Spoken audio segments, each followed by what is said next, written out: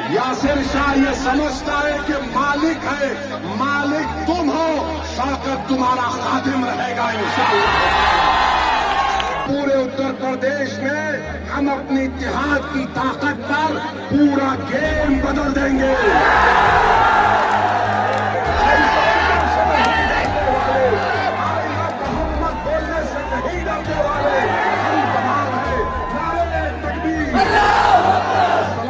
उत्तर प्रदेश में 2027 में विधानसभा चुनाव होने हैं।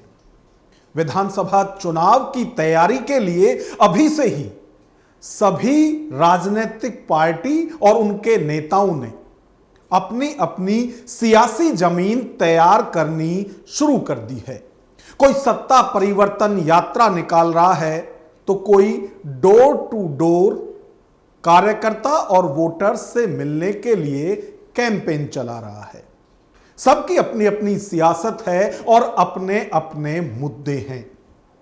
इसी बीच AIMIM प्रमुख ओवैसी की यूपी में एंट्री से सियासी घमासान मचा हुआ है। आलम यह है कि नेताओं के बीच जुबानी जंग शुरू हो गई है। आखिर ओवैसी की यूपी एंट्री से सियासी मीटर क्यों हाई है? आज का विश्लेषण इसी पर। नमस्कार, मैं हूं नागेंद्र भाटी। उत्तर प्रदेश में 2027 में विधानसभा चुनाव होने हैं और विधानसभा चुनाव से पहले सभी सियासी दल सत्ता तक पहुंचने के लिए अपने अपने स्तर पर जोर आजमाइश करते हुए दिखाई दे रहे हैं। यदि सत्ताधारी बीजेपी की बात करें तो 2017 से लगातार उत्तर प्रदेश में बीजेपी की सरकार है और योगी आदित्यनाथ मुख्यमंत्री हैं। वो हर रोज अब जैसे जैसे चुनाव नजदीक आ रहा है तो कहीं शिलान्यास कर रहे हैं तो कहीं उद्घाटन, यानी वो हर हाल में लोगों से कनेक्ट हो रहे हैं।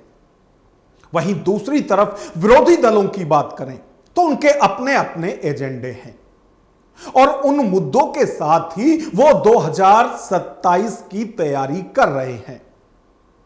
यदि आजाद समाज पार्टी की बात करें तो वो सत्ता परिवर्तन यात्रा निकाल रहे हैं, यानी चंद्रशेखर आजाद लगातार हर शहर, हर कस्बे के अंदर वो अपनी यात्रा निकाल रहे हैं। उसे नाम दिया गया है सत्ता परिवर्तन यात्रा, यानी वो 2027 में सत्ता परिवर्तन करेंगे, इसके लिए सड़कों पर है।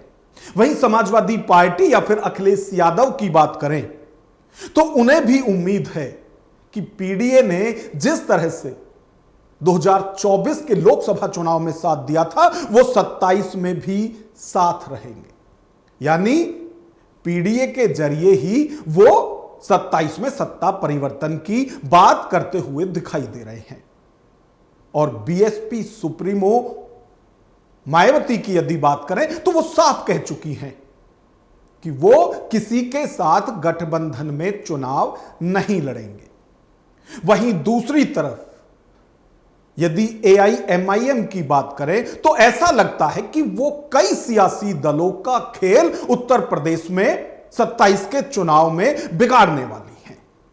हालांकि उन्हें यह उम्मीद है कि उनका गठबंधन बहन जी से हो जाएगा और वो इच्छा भी जाहिर कर चुके हैं। लेकिन यदि बात इच्छा की करें तो AIMIM यह भी इच्छा जाहिर कर चुका है कि 2027 के चुनाव में यदि कोई भी सियासी दल वास्तव में गंभीरता से बीजेपी को रोकने के लिए आगे बढ़ता है तो AIMIM उसके साथ है। लेकिन शर्त यह है कि उसमें हिस्सेदारी होनी चाहिए। महज दरी बिछाने के लिए वो किसी से गठबंधन नहीं करेंगे।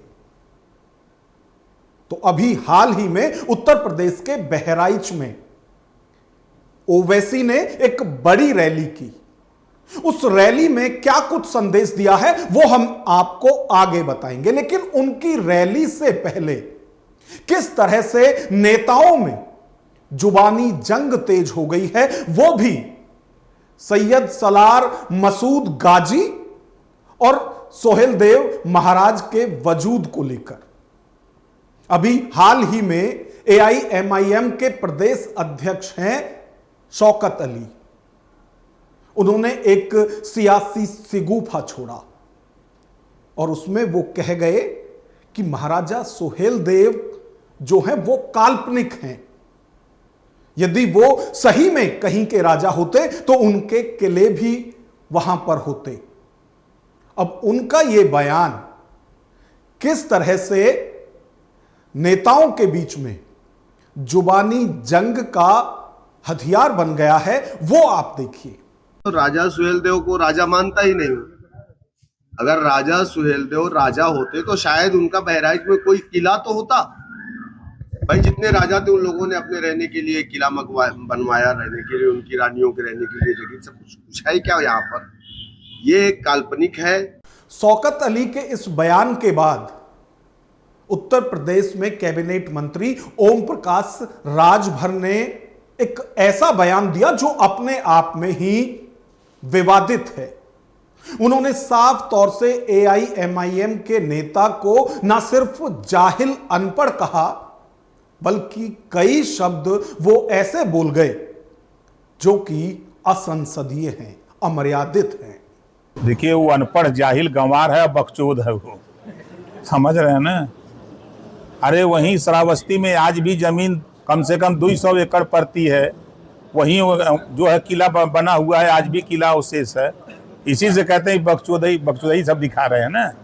और दुनिया जान रही है कि अफगानिस्तान से सैयद सलार मसूद गाजी भारत के मठ मंदिर को लूटने के लिए, भारत की संपत्ति लूटने के लिए, भारत को गुलाम बनाने के लिए आया। 585 राजा थे, तमाम राजा हारे। जब वो बहराइच की तरफ बढ़ा तो राजभर महाराजा सुहेल देव जी ने तमाम राजाओं की एक मीटिंग जुटा करके कहा कि देश सर्वोपरि, देश रहेगा तो हम राजा रहेंगे, नहीं हम गुलाम हो जाएंगे, सब लोग मिल के लड़ो।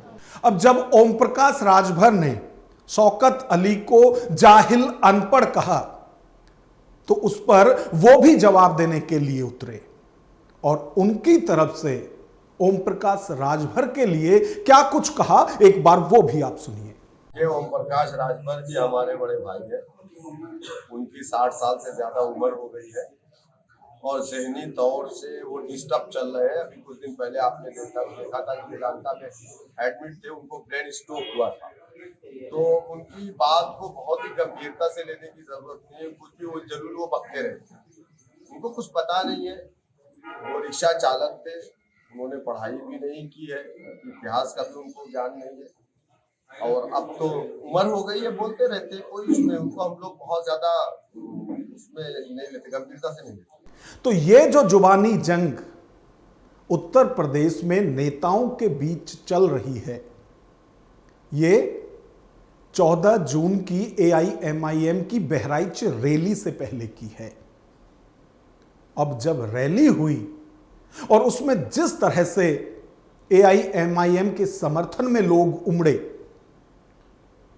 उसी बीच ओवैसी की यदि बात करें तो ओवैसी ने बीजेपी विरोधी सभी सियासी दलों को एक मशवरा दिया और उस मशवरे में वो साफ तौर से कह रहे हैं कि यदि आप सही में बीजेपी को रोकना चाहते हैं तो AIMIM तुम्हारे साथ है, लेकिन शर्तों पर।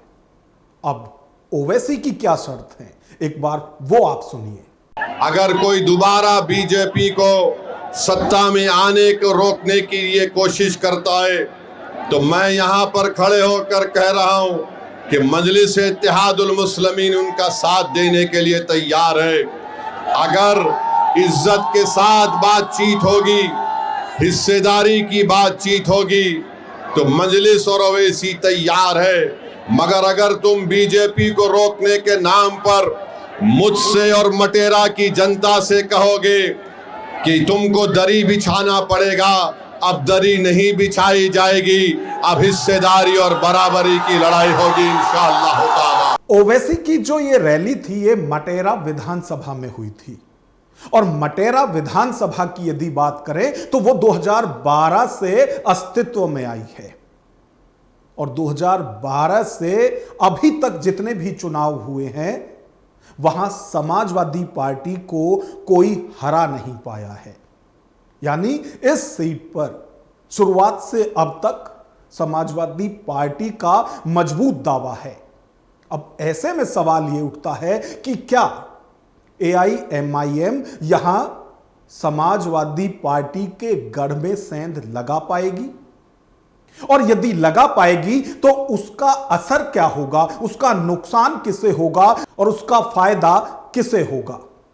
लेकिन इसी रैली में ओवैसी ने इसी विधानसभा से अपनी पार्टी के प्रदेश अध्यक्ष शौकत अली को प्रत्याशी भी घोषित कर दिया है। तो मेरे अजीज दोस्तों और बुजुर्गों, मैं आप तमाम से एक बात की इजाजत लेकर इस बात का ऐलान करना चाहता हूं कि आने वाले विधानसभा में क्या मैं शौकत अली को यहां से आपका कैंडिडेट घोषित करूं? क्या आपकी इजाजत है कि मैं शौकत अली को कैंडिडेट बनाऊं? क्या मैं इजाजत है आपकी? आप पूरा साथ देंगे तो लगाओ मेरे साथ नारा, नारे तकबीर, नारे तकबीर। आप तमाम की इजाजत की बुनियाद पर मैं जनाब शौकत अली को मटेरा विधानसभा के लिए मंजिल का उम्मीदवार का ऐलान करता हूं। अल्लाह उनको कामयाब और कामरान करे, अल्लाह उनको कामयाब और कामरान करे। और आपकी आवाज बनकर शौकत जाएगा, जब आप पुकारेंगे खादिम के तौर पर आएगा। यासिर शाह में गुरूर और तकब्बुर है। यानी AIMIM की ना सिर्फ उत्तर प्रदेश में एंट्री हुई है, बल्कि उन्होंने अपना पहला प्रत्याशी घोषित भी कर दिया है। अब ऐसे में सवाल यह भी उठता है कि AIMIM क्या मटेरा विधानसभा सहित पूरे उत्तर प्रदेश में सपा का खेल बिगाड़ पाएगी? और यदि सपा का खेल बिगड़ेगा तो खेल बनेगा किसका? क्योंकि ओवैसी साफ तौर से नारा दे रहे हैं कि इस बार गेम बदल देंगे। अब वो क्या, कैसे और किसका गेम बदलने वाले हैं, एक बार वो आप सुनिए। मैं आपसे वादा कर रहा हूं कि इंशाअल्लाह ताला मटेरे में, बहरेच में और पूरे उत्तर प्रदेश में हम अपनी इत्तेहाद की ताकत पर पूरा गेम बदल देंगे, पूरा गेम बदल देंगे इंशाअल्लाह ताला। और अपने सेल फोन की लाइट खोल कर दिखा दो कि अब के बाद उत्तर प्रदेश में मजलिस का परचम लहराएगा इंशाअल्लाह ताला।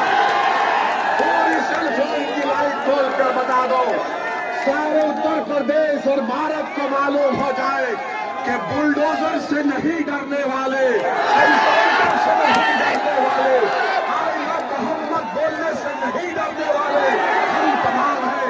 नारे तकबीर, अस्सलाम वालेकुम व रहमतुल्लाहि व बरकातहू। आराम से अपने घर को जाइए, सुकून से जाइए, अल्लाह आपको सलामत रखे। अस्सलाम वालेकुम। तो 2027 के विधानसभा चुनाव से पहले AIMIM की एंट्री भी उत्तर प्रदेश चुनाव में हो गई है।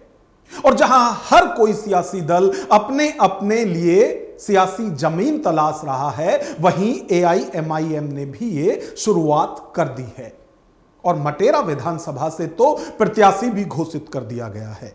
और दावा यह है कि AIMIM इस बार 200 विधानसभा सीट पर उत्तर प्रदेश में चुनाव लड़ने जा रही है।